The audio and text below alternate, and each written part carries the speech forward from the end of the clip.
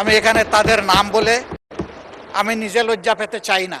ভালো কিছু সংস্কৃতির চর্চা হোক এখানে এবং আমরা শিখতে চাই।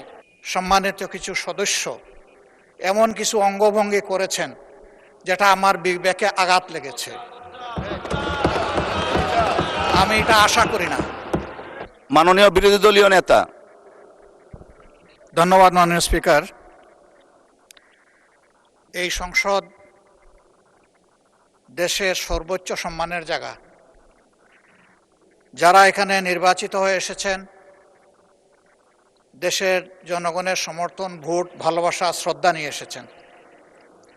আমরা সকল সদস্যের প্রতি শ্রদ্ধা জানিয়ে বলবো, কোনো সংসদ সদস্য যখন দাঁড়িয়ে কোনো কথা বলবেন তা নিয়ন্ত্রণ অথবা তাকে এলাও করার একক এখতিয়ার হচ্ছে মাননীয় স্পিকারের। সেই জায়গায় আজকে লক্ষ্য করলাম যে একজন স্বতন্ত্র সংসদ সদস্য তিনি যখন কথা বলছিলেন দুঃখজনকভাবে ট্রেজারি বেঞ্চ থেকে একনল অ্যাডভান্সড হাইজিন সোপ এবার জীবাণু ধুলাবালি ঘাম clean bold, a product of Remark. সম্মানিত কিছু সদস্য এমন কিছু অঙ্গভঙ্গি করেছেন যেটা আমার বিবেকে আঘাত লেগেছে। আমি এটা আশা করি না। এমনকি আমি এও লক্ষ্য করলাম একবার দুইবার নয়, 4 বার 5 বার নির্বাচিত হয়ে এই সংসদে যারা এসেছেন তাদের কেউ কেউ এই কাজটা করেছেন।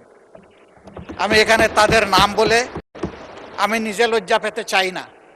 আমরা প্রথম দিনই অনুরোধ করেছিলাম ভালো কিছু সংস্কৃতির চর্চা হোক এখানে এবং আমরা শিখতে চাই। আমরা জাতিকে নিজে শিখব, জাতিকেও আমাদের সাথে উদ্বুদ্ধ করব।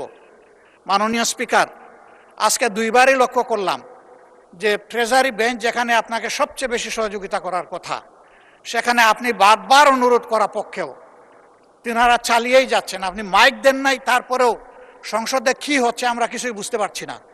আর শেষমেশ যখন মাননীয় সংসদ সদস্য রুমিন ফারহানার বক্তব্য চলছিল বিষয়টা একেবারেই অগ্রহণযোগ্য যা করা হয়েছে। আমি এটার জন্য দুঃখ প্রকাশ করছি এবং আমি এটার নিন্দা জানাতেও বাধ্য হলাম। ধন্যবাদ মাননীয় স্পিকার।